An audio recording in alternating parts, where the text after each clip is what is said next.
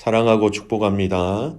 10월 25일 화요일입니다. 오늘 하루 또 한 주도 우리 주님과 함께 하심으로 승리하는 가족들 되시기를 간절히 소원합니다. 오늘 말씀은 믿음의 동력자 가정에서 시작하십시오라는 제목으로 함께 말씀을 나누고자 합니다. 오늘 말씀은 사무엘하 21장 15절에서 22절까지 말씀입니다. 말씀을 봉독합니다. 블레셋 사람이 다시 이스라엘을 치거늘 다윗이 그의 부하들과 함께 내려가서 블레셋 사람과 싸우더니 다윗이 피곤하매 거인족의 아들 중에 무게가 300세겔 되는 노창을 들고 세 칼을 찬 이스비브노비 다윗을 죽이려 하므로 수르야의 아들 아비새가 다윗을 도와 그 블레셋 사람을 쳐 죽이니 그때에 다윗의 추종자들이 그에게 맹세하여 이르되 왕은 다시 우리와 함께 전장에 나가지 마옵소서. 이스라엘의 등불이 꺼지지 말게 하옵소서 하니라. 그 후에 다윗이 블레셋 사람과 곱에서 전쟁할 때에 후사 사람 십북에는 거인족의 아들 중에 삽을 쳐 죽였고 또 다시 블레셋 사람과 곱에서 전쟁할 때에 베들레헴 사람 야레오르 김의 아들 엘하나는 가드 골리앗의 아우 라흐미를 죽였는데 그 자의 창자루는 배틀채 같았더라. 또 가드에서 전쟁할 때에 그곳에 키가 큰 자 하나는 손가락과 발가락이 각각 6개씩 모두 24개가 있는데 그도 거인족의 소생이라. 그가 이스라엘 사람을 능욕함으로 다윗의 형 삼마의 아들 요나단이 그를 죽이니라. 이 네 사람 가드의 거인족의 소생이 다윗의 손과 그의 부하들의 손에 다 넘어졌더라. 아멘. 오늘 말씀 제목 믿음의 동력자 가정에서 시작합시오라는 제목으로 함께 말씀을 나누고자 합니다. 오늘 본문은요, 다윗과 함께 있어서 그를 도와준 용사들의 이야기로 시작합니다. 다윗이 이 나라를 다스리는 초기에 블레셋 거인족들과 싸워 승리한 다윗의 용사들을 소개하고 있지요. 4명의 용사들을 소개합니다. 첫 번째 보면요, 거인족 이스비브노베에서 손에서 구한 아비새라는 용사가 나오고요. 거인족의 후손 삽을 죽인 후사 사람 십부게가 나오고요. 또 골리앗의 아우인 라흐미를 죽인 야레오르김의 아들 엘하난에 대해서 나오고요. 마지막으로 다지증, 그러니까 손가락과 발가락이 하나씩 더 있는 사람, 기형이지요. 이러한 거인을 죽인 다윗의 조카 요나단, 이 4명의 용사들이 등장합니다. 그리고 마지막 27절 말씀에는요, 가드의 거인족들이 다윗과 그의 부하들의 손에서 다 죽음을 당했다라는 사실로 결론을 내리고 있습니다. 이 전쟁의 4명의 용사들을 생각하기 이전에 여러분 이들이 싸운 그 대상들의 특징들을 먼저 살펴보았으면 좋겠습니다. 그들의 공통점은 먼저 블레셋 사람들이었습니다. 그리고 그들 중에서도 그들은 일반 사람들과 다른 탁월한 신체적 우위를 가지고 있었다라는 겁니다. 먼저 아비새가 죽인 이스비브노비라는 사람은요, 그의 노창 무게가 무려 300세겔, 지금으로 따지면 3.4kg 정도입니다. 좀 가볍다라고 생각할 수 있는데요. NIV 영어 성경에는 창날만 300세겔이다 이렇게 해석합니다. 어쨌든 창날 또는 이 무게라는 것을 전체를 따지면 훨씬 무겁고 큰 것이다 라고 얘기할 수 있고요. 그리고 무기 성질 자체도 굉장히 탁월한 무기라는 것을 얘기하고 있습니다. 이 놋이라는 것 자체가. 여러분, 철기 문화를 갖지 못한 이 이스라엘과 대조되는 블레셋 사람들이 가지고 있는 이 놋이라는 무기, 철제 무기의 위엄을 보여주면서 블레셋의 막강한 군사력을 상징적으로 보여주는 것이죠. 이스라엘 백성들보다는 우월하다라는 것입니다. 두 번째, 다윗의 용사 10부개가 죽인 삽을 무엇이라고 소개하고 있습니까? 18절에 보면 거인족의 아들 중에 삽을 이렇게 얘기합니다. 거인족이라는 것이죠. 컸다라는 것입니다. 세 번째, 다윗의 용사 엘하나는요, 골리앗의 아우 라흐미를 죽였습니다. 여러분 골리앗이 얼마나 큰지 아시죠? 근데 골리앗의 아우 라흐미도 컸다라는 것을 알 수 있습니다. 19절에 보면 그 창자루가 배틀채 같았다. 상당한 굵기의 나무로 만들어졌다.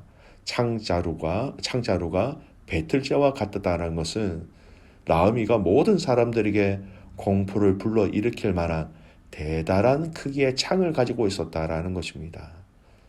네 번째, 요나단이 맞선 사람은 키가 큰 자, 이름은 나오지는 않습니다만 그의 특징은 발가락이 하나씩 더 있는 사람, 거인족의 소생이라는 것입니다.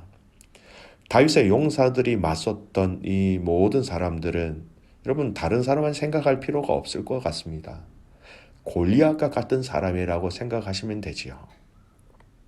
여러분 지금 다윗의 4명의 용사들이 싸운 대상은요, 일반인들과 다른 강력한 체력과 힘과 무기로 무장한 사람들이었다라는 것입니다.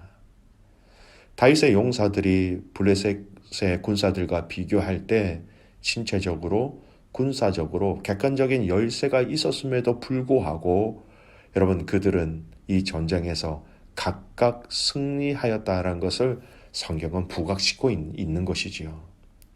여러분 오늘 이 말씀을 통해서 우리는 2가지 내용을 생각해 보았으면 좋겠습니다. 첫 번째, 다윗에게 함께 하셔서 이기게 하신 그 하나님이 이 4명의 용사들과 함께 하셔서 이기게 하셨다라는 것입니다. 하나님은 다윗을 참 기뻐하셨습니다. 당신이 기뻐하는 자와 함께 싸우는 저들도 하나님 보시기에는 당연히 기뻐하셨기에 이 블레셋 거인족들과 전쟁을 하는 이 전쟁 속에서 그들을 이기게 하신 것은 당연한 것입니다. 오늘 본문에서 언급되지는 않았지만 하나님이 이들이 가지고 있는 무기와 신체적인 열쇠에도 불구하고 분명히 하나님은 이기게 하셨다라는 것을 알 수 있습니다. 여러분 사무엘하 마지막 장의 말씀에 보면요, 다윗이 인구조사를 하게 됩니다. 인구조사를 하여서 하나님의 진노로 인하여 재앙을 받게 되지요. 여러분 인구제사라는 것이 어떤 의미가 있습니까? 하나님을 의지할 때에 하나님이 이기게 하실 것인데, 인구조사라는 것은요, 사람을 의지한다라는 것을 단적으로 표현되어지고 단적으로 행동으로 옮긴 것이 바로 이 인구조사라는 것입니다. 내가 가지고 있는 군사가 얼만큼 되는지, 또 그들이 낼 수 있는 세금이 얼마나 되는지, 여러분 다 전쟁에서 필요한 것들입니다. 군사가 필요하고 돈이 필요하지요. 전쟁에서 이기기 위해서 내가 얼마만큼 가지고 있는지 그것을 확인하기 위해서 다윗이 인구조사를 하였다라는 것입니다. 인간적인 마음, 인간적으로 생각하였던 것이죠. 사랑하는 귀한 믿음의 가족 여러분, 믿음의 성도들은요, 하나님이 기뻐하시는 일에 동참할 때 하나님이 기뻐하시는 자들과 함께 연합하여서 하나님 나라를 위해서 힘쓸 때에 하나님의 도우심의 손길이 있다라는 것을 기억하시기를 바랍니다. 여러분 사람이 아니라 하나님이라는 것입니다. 하나님이 기뻐하시는 것, 하나님이 원하시는 이 일에 동참할 때에 여러분 승리를 누리게 된다라는 것이지요. 두 번째 오늘 말씀은요, 다윗이 혼자가 아니었다라는 것을 주목해야 합니다. 다윗에게는 충실한 자들이 함께 있었다라는 것입니다. 다윗 혼자 싸운 것이 아니었습니다. 함께 싸우는 용사들이 같이 있었다라는 것이죠. 여러분, 하나님은 당신의 일들을 행하시고자 할 때에 또 당신의 일을 행하기 위해서 하나님 앞에 나오는 그들에게 하나님은 당신이 예비하신 사람들을 붙여주십니다. 성경을 자세히 보십시오. 모세에게는요, 아론을 붙여주셨습니다. 그래서 모세의 그 부족한 언변을 그의 형 아론을 통하여 채워주셨는 것이지요. 바울에게는 디모데와 또 바나바와 디도를 붙여주셨고 또 그들의 도움이 필요한 교회 공동체들에게 이들을 보냄으로써 하나님 나라를 알리는 믿음의 교회를 든든하게 세워나갈 수 있었던 것입니다. 여러분, 브리스길라와 아구라라는 부부를 통하여서 그들을 붙여주셔서 하나님의 나라의 사명을 계속해서 또한 감당케 하셨다는 것을 너무나 잘 알고 있습니다. 그리고 사도 바울이 쓴 그 바울 서신 뒤에는 많은 사람들의 이름들이 언급되어집니다. 누구에게 안부를 전하라 등등의 말씀의 표현들이 많지요. 그들의 이름만 기록되어져 있지 그들이 무슨 일을 함께 하였는지 기록되지 않아서 어떤 일을 했는지는 알 수 없는 사람들도 많이 있습니다. 이뿐 아닙니다.